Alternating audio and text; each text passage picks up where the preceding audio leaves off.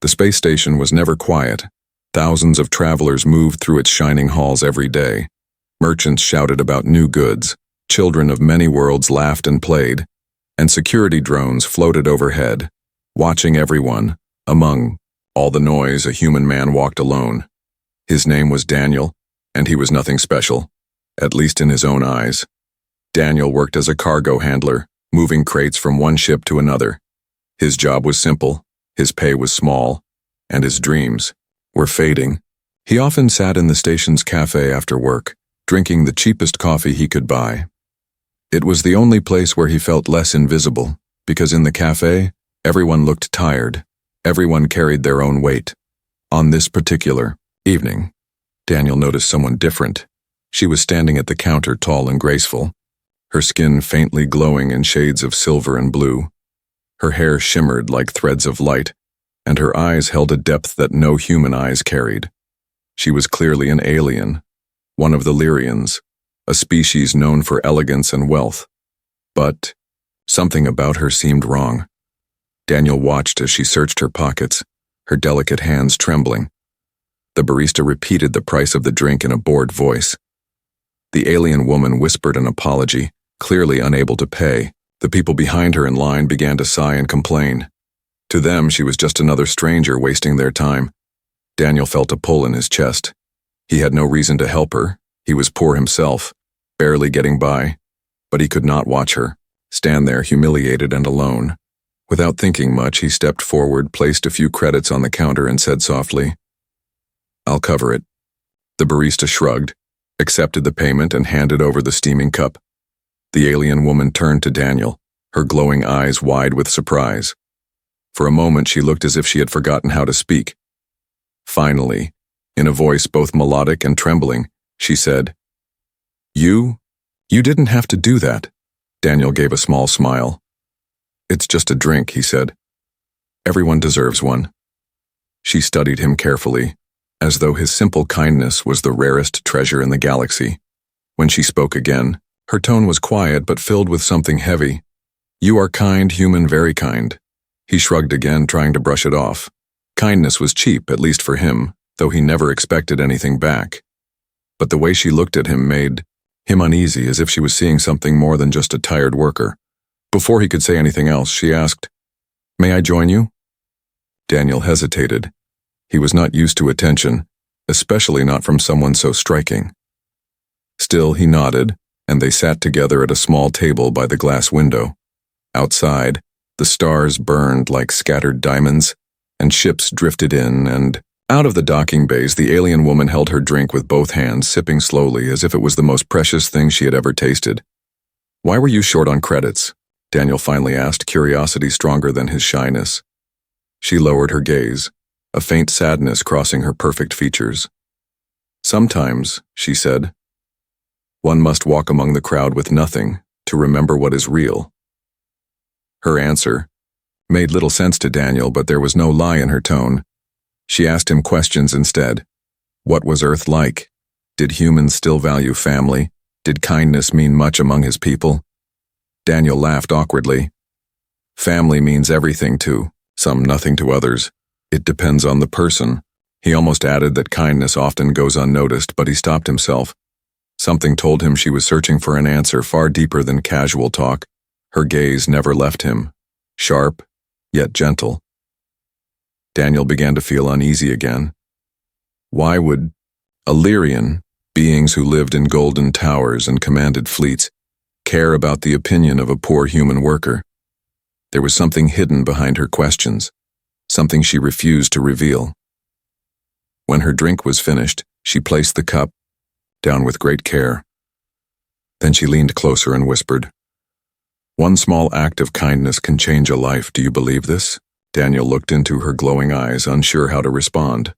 For him, it had only been a cup of hot drink, but for her, it was something far heavier. Before he could answer, she stood up, gave him a soft smile, and disappeared into the crowd. Daniel sat there for a long time, staring at the empty cup she had left behind.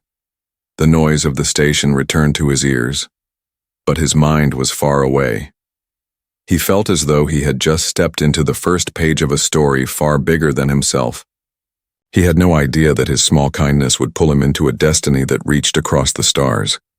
He did not know that the alien stranger was no ordinary traveler, but a billionaire heiress, desperate for something only a human could give.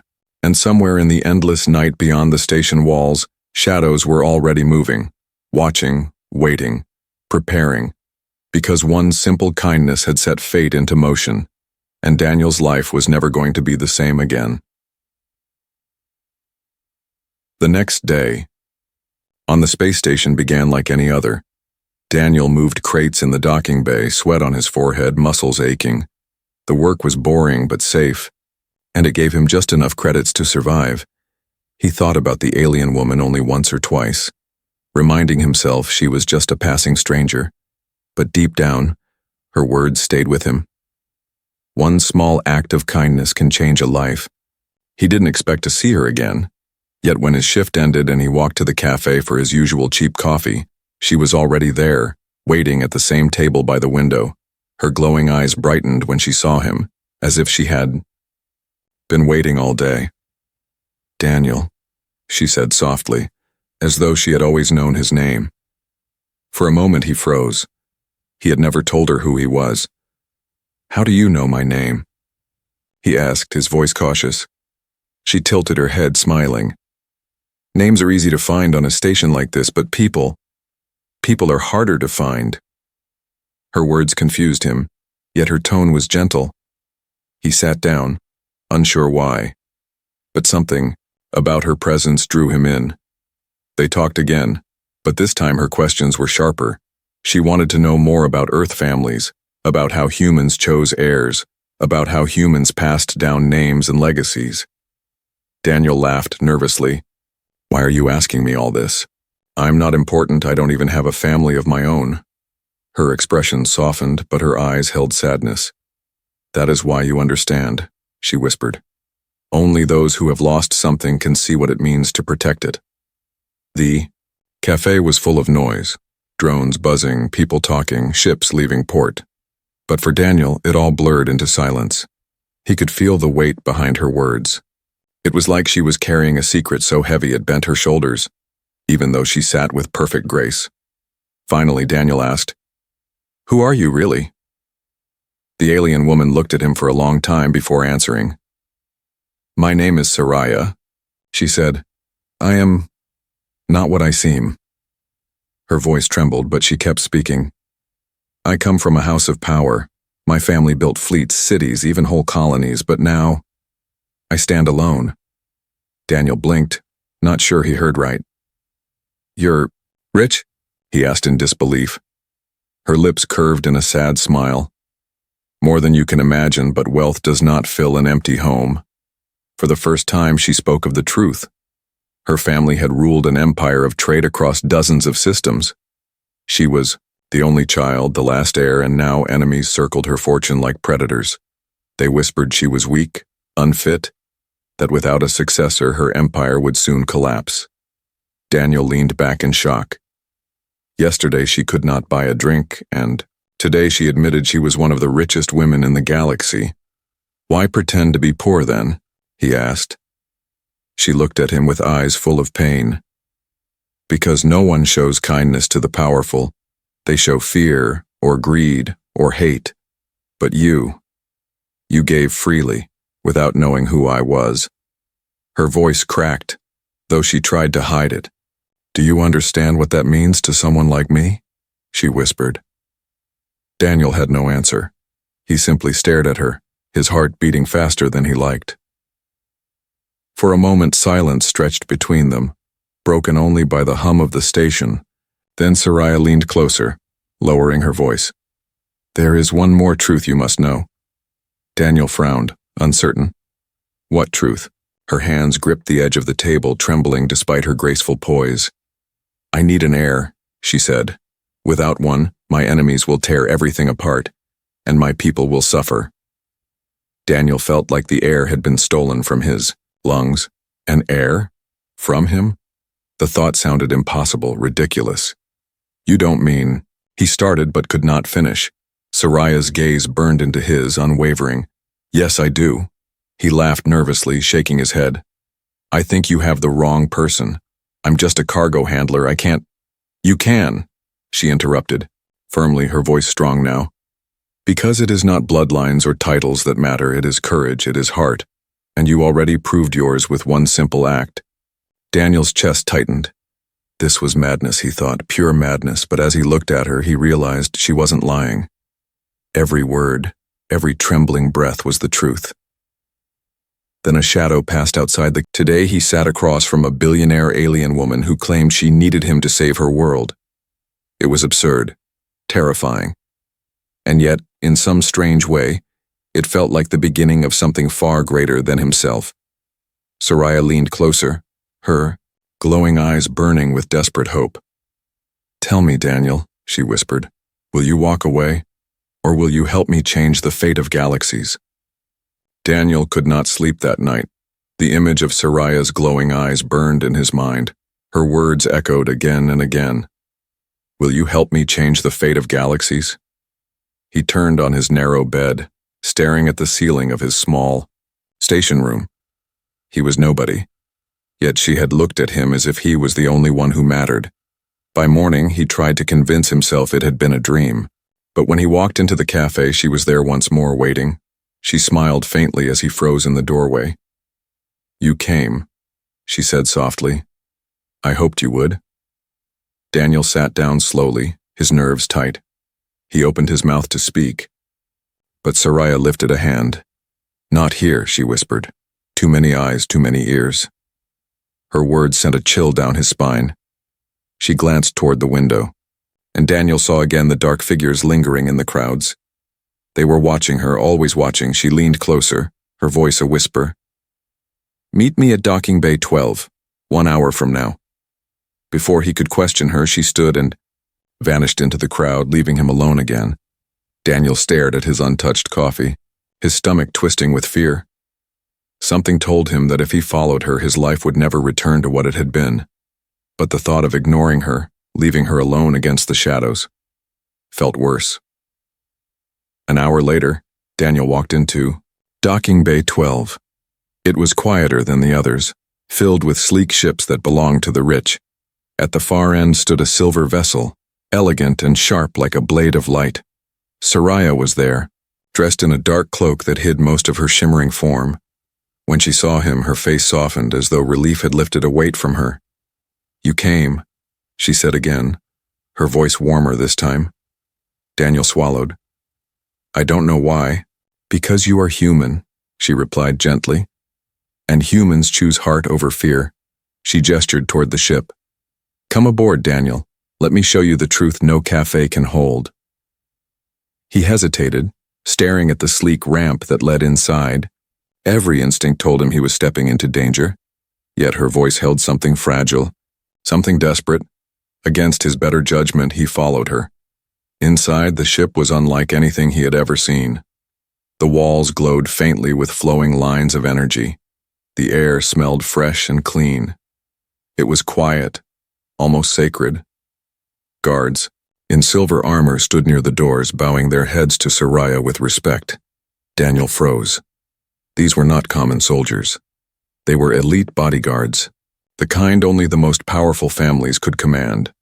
She guided him into a private lounge, filled with soft chairs and tall windows that revealed the endless stars. Daniel sat stiffly, feeling out of place among such luxury. Soraya dismissed. The guards then turned back to him. You must wonder why I brought you here, she said, her tone serious. Daniel gave a shaky laugh. You think? One day I buy you a drink, the next you tell me you're some billionaire heir, and now this? I don't even know what's happening. Her lips curved into a sad smile. That is fair, let me tell you the rest. She spoke of her enemies, of the council members circling like vultures, waiting for her to fail, of the whispers in the markets that her empire would shatter without an heir. She told him of the traditions of her people, how bloodlines must continue, how without one her family's power would be dissolved and stolen by others. Her voice shook only once. When, she said, I cannot trust anyone of my own kind. Every hand offered is a hand holding a knife. Daniel listened, his chest tight. It was a story of power and betrayal, a life so far beyond his own that it hardly felt real. And yet, her trembling voice, her weary eyes, made it impossible to doubt her. Finally she stood, moving toward the tall window, stars reflecting in her glowing eyes. She turned back to him and asked, "Do you believe that one simple kindness can change everything?" He thought back to that night at the café, to the moment he dropped a few credits on the counter. He had not known it would lead to this. "I don't know," he admitted honestly. "But I think you believe it." A flicker of hope crossed her face. She stepped closer, lowering her voice. "Daniel, I want you to come with me. Not for a drink, not for a day, but for something greater. Come to my homeworld. See the truth with your own eyes." Daniel's breath caught.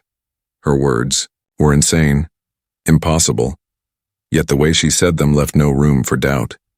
He stared at her, torn between fear and wonder. "Why me?" he whispered. Her answer was simple yet heavy with meaning. "Because when I had nothing, you saw me as someone worth helping, and that is the one thing money cannot buy." Before Daniel could respond, the ship shook violently, alarms flashing. Red across the lounge, Soraya's eyes widened. She rushed to the window. Outside in the darkness of space, a black ship hovered, its cannons glowing with deadly light.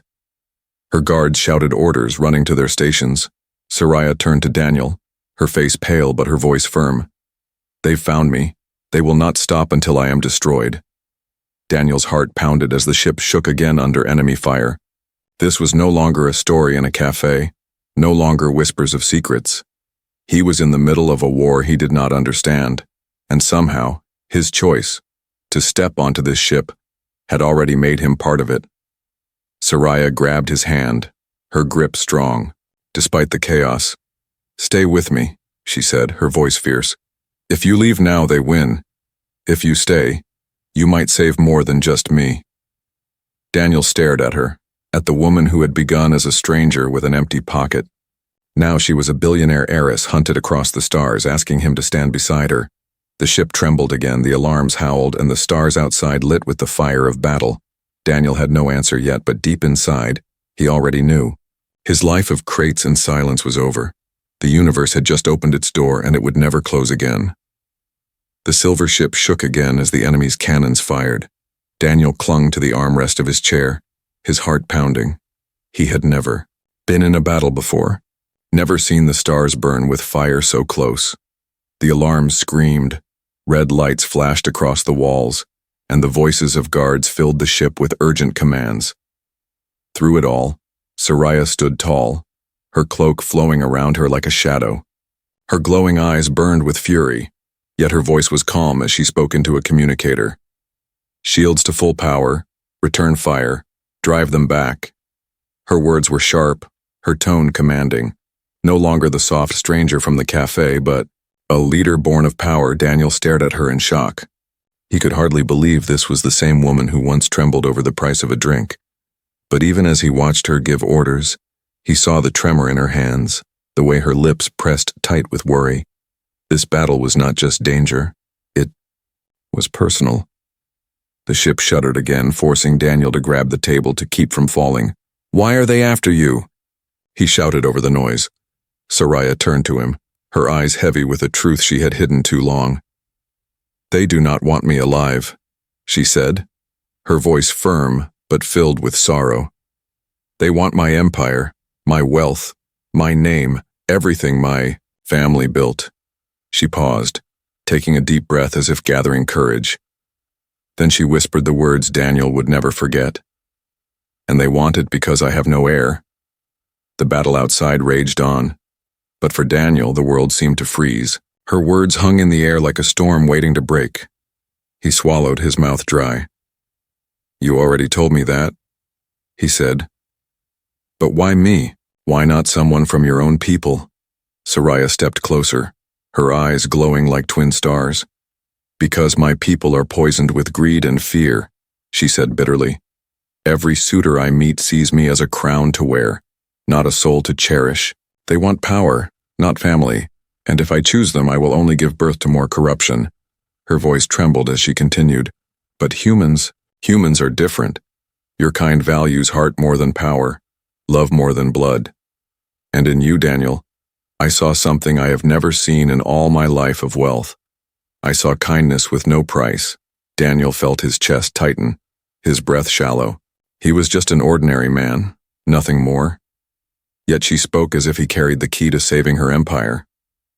That's crazy, he said, shaking his head. I can't be what you're looking for. I'm nobody. Soraya's eyes softened, a small smile breaking through her sorrow. You are not nobody, Daniel. You are the only one who treated me as a person, not a fortune, and that is worth more than all the crowns of my people. The ship lurched suddenly, throwing Daniel off balance. He grabbed the table again, hearing the distant roar of cannons as the enemy ship pressed its attack. Soraya's guards stormed past, their armor glowing under the red lights, but still she stood, steady and strong, her focus locked on Daniel. She raised her hand, placing it gently over his. Listen to me, she said firmly. This is not but another part, a deeper, quieter part felt something else. She was not just asking him to share her empire, she was asking him to share her fight, her pain, her hope. Why me? He asked again, his voice almost breaking. Soraya's eyes shone brighter, her answer simple but unshakable. Because you already gave me something no one else could. Trust. And that is the foundation of an heir. For a long moment, Daniel could not speak. The ship's guns roared. The enemy fire rattled the walls, but he heard none of it. All he saw was the woman before him, powerful yet fragile, desperate yet unbroken. A billionaire, yes, but also something more. A soul searching for connection in a galaxy of lies. Finally, Soraya stepped back, her voice returning to the steel of command. She turned toward the window, watching as her ship's cannons lit the stars with fire. This is only the beginning, she said, her tone heavy with certainty. If you walk away now, I will respect your choice. But if you stay, Daniel, you will change more than my life. You will change the fate of my people, perhaps even the galaxy. Her words struck deep into his chest, leaving him breathless. He wanted to protest, to tell her she was wrong. But something inside him whispered that she was right, that his simple kindness, his small choice, had already shifted the stars in ways he could not yet see. The ship shook again, the alarms blared, and the guards shouted that the enemy was retreating. For now, the danger was passing, but the greater storm was only beginning. Daniel stood, silently, his heart heavy with fear, yet burning with something he had not felt in years. Purpose. Soraya turned back to him, her eyes glowing softly. You don't need to decide tonight, she said gently. But know this, Daniel. Fate has already chosen you, whether you accept it or not. Her voice lingered in the air like a promise and a curse. Daniel said nothing, but in his chest, he felt the weight of the galaxies pressing down, and though he could not yet admit it, a part of him already knew. He would not walk away. Not now, not ever. The battle outside had ended, but the silence that followed was heavier than the sound. Of guns, Daniel sat in the silver lounge, his hands shaking, his mind filled with Soraya's words. If I die without an heir, my people will be enslaved. Those words cut deeper than any blade. He wanted to believe none of it mattered, that he could walk away and return to his life of crates and long hours. But he knew he could not. Not after what he had seen, not after looking into Soraya's eyes and hearing the desperation in her voice. Soraya stood by the wide window, her cloak brushing the floor, her glowing eyes fixed on the stars. For a long time she said nothing, only breathing slowly, as though gathering strength. At last she turned to him, her voice steady but soft. Daniel, you don't have to choose today, but you must understand. Every moment I delay, the knives draw closer, my enemies will not stop. Daniel opened his mouth to answer, but the ship's door hissed open. One of her guards rushed in, armor scorched from the battle. Hi, lady, forgive me, the guard said breathlessly, but the council's agents have boarded the station. They search for you even now. Soraya's jaw tightened, her glowing eyes darkening with anger. "They are bold," she whispered. "Too bold." She looked back at Daniel, her voice urgent. "You must see the danger with your own eyes. Come with me." Before Daniel could respond, Soraya pulled him from the lounge, leading him through gleaming halls into the heart of the station. The corridors buzzed with noise, merchants yelling, children laughing. But Daniel felt only the weight of unseen eyes. And then he saw them, figures in dark robes moving through. The crowd, their faces hidden, their steps sharp and deliberate. Wherever they walked, people shrank back. Soraya slowed, her cloak pulled tight. "They are not here to talk," she whispered. "They are here to end me." Daniel's stomach knotted with fear. He had no weapon, no training, nothing. And yet, when one of the dark figures turned, eyes flashing with hatred, Daniel felt himself step closer to Soraya without thinking. He stood between her and the danger. Though he knew he was no shield, the figure's voice cut through the noise, cold and sharp. "Lady Soraya, the council requests your presence, or your silence." The crowd froze, whispers spreading like fire. Daniel's hand shook, but he held his ground. Soraya lifted her chin, her voice steady.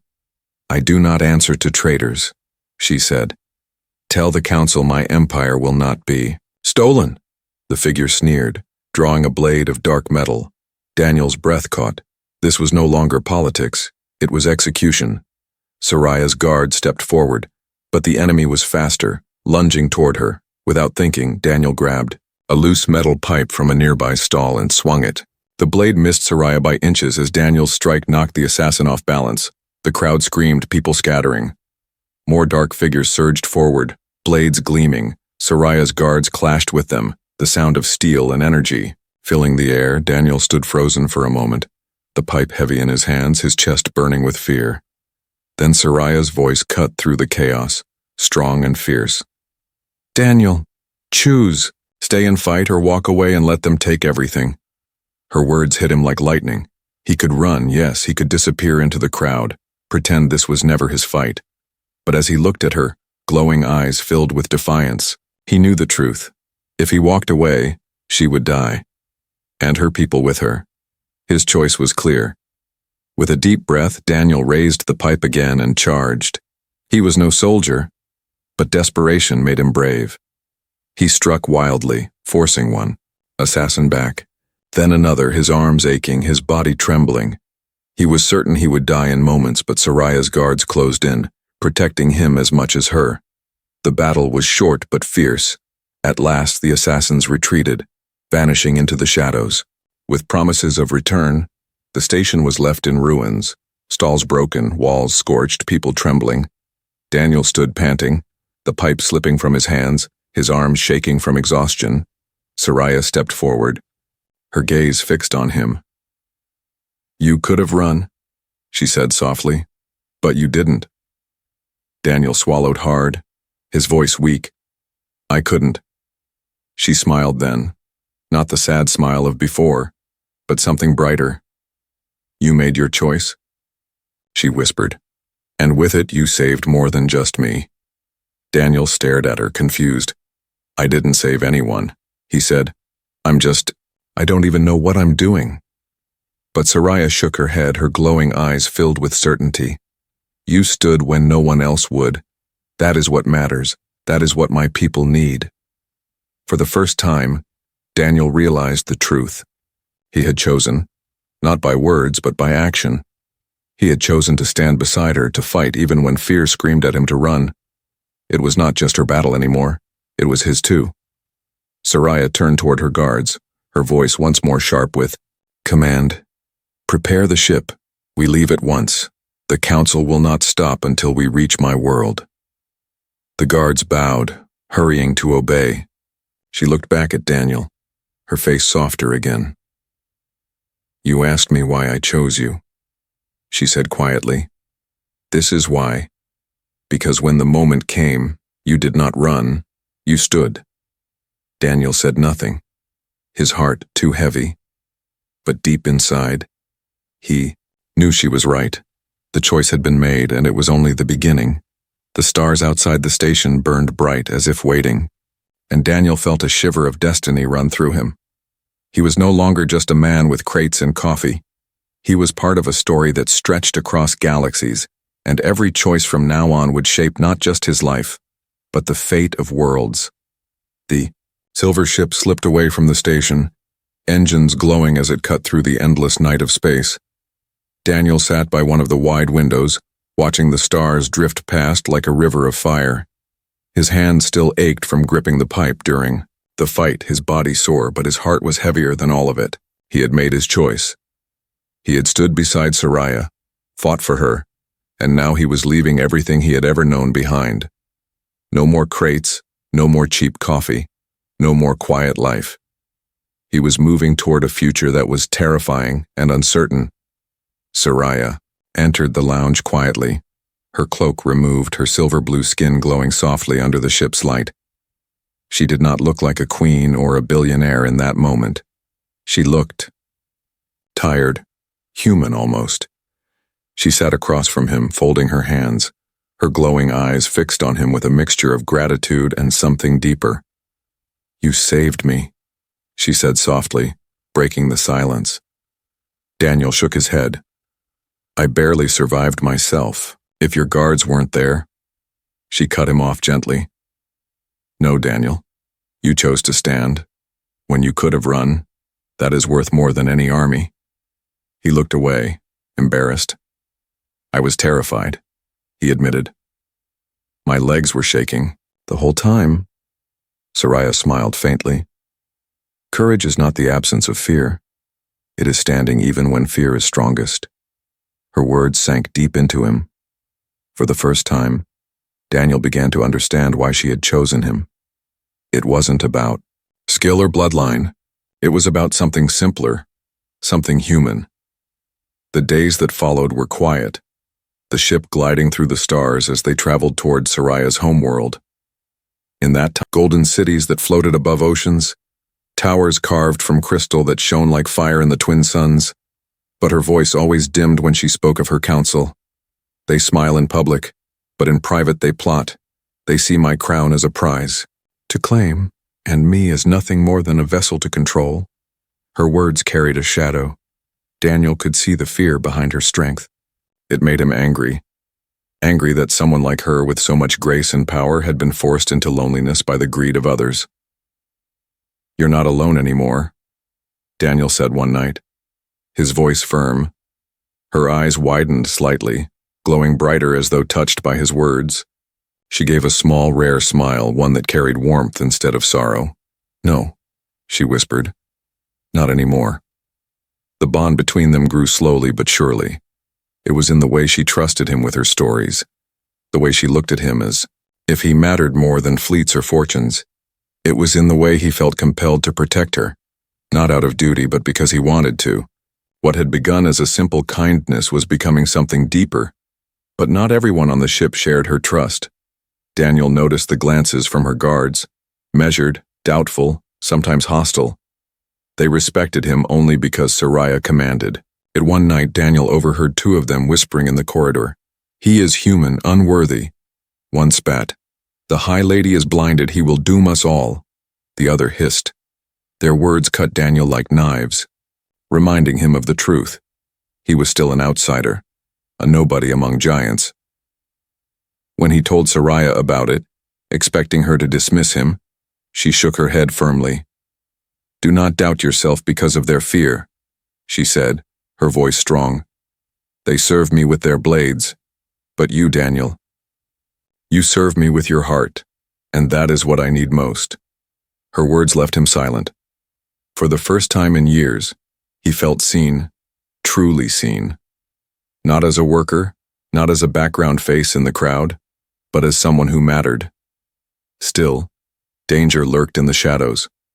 Messages reached Soraya in secret, encrypted warnings of plots within her own council.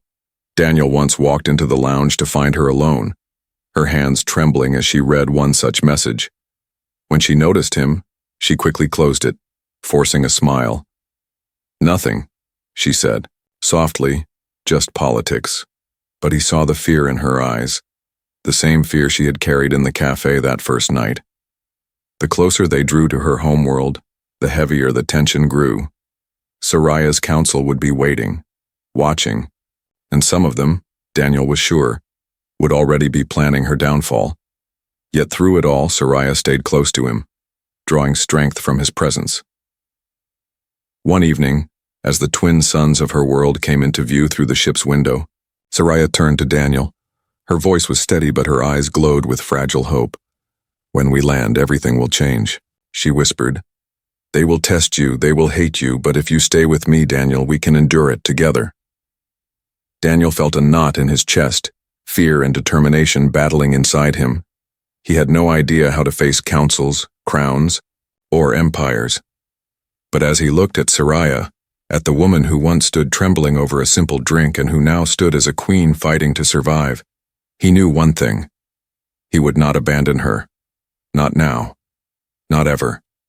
The bond was sealed, not with crowns or riches, but with trust, and in the shadows of the council halls that awaited them, betrayal already stirred.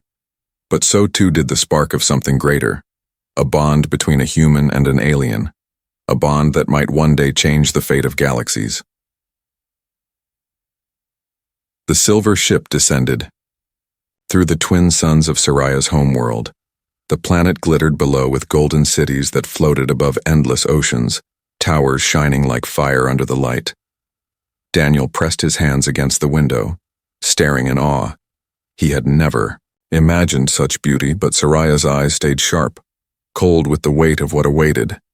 "They are waiting for me," she whispered, her voice low. "And for you." When the ship landed, the council was already there. A line of tall figures dressed in crystal robes, their faces stern, their eyes cold. Behind them stood guards, in black armor, their weapons hidden but ready. The air was heavy, as if the whole planet held its breath. Soraya stepped forward with Daniel at her side. The council leader, a tall Lyrian with eyes like steel, sneered. "You return, High Lady," he said, his voice smooth but sharp. "And you bring this human?" Murmurs rippled through the crowd, whispers of anger, disbelief, even disgust. Daniel felt their eyes burn into him, 1,000 judgments cutting at once. He wanted to shrink, to vanish. But Soraya's hand brushed against his, steadying him. Her voice rang out strong and fierce. "Yes, I bring him, and he comes not as a servant, but as my chosen." The crowd gasped, the council's faces twisted with outrage. The leader stepped forward, his tone cold.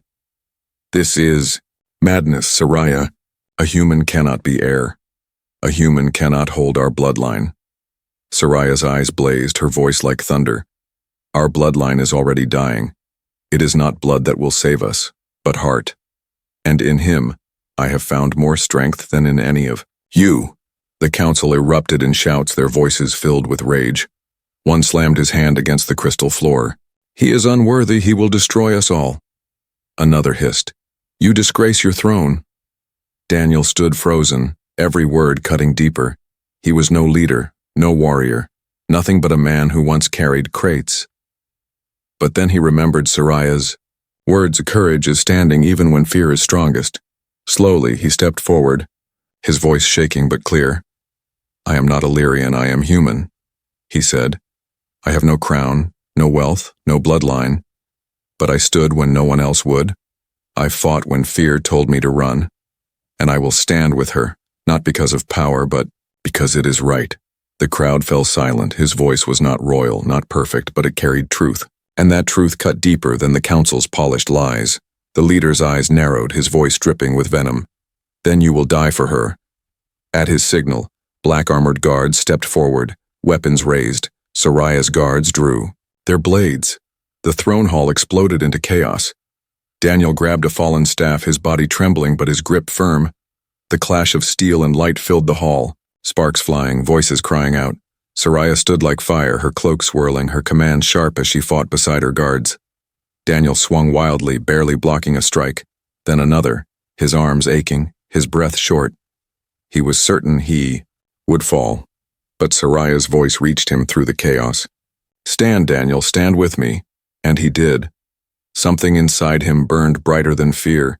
Every strike, every step, he fought not for himself, but for her, for the bond they had built, for the trust she had given him.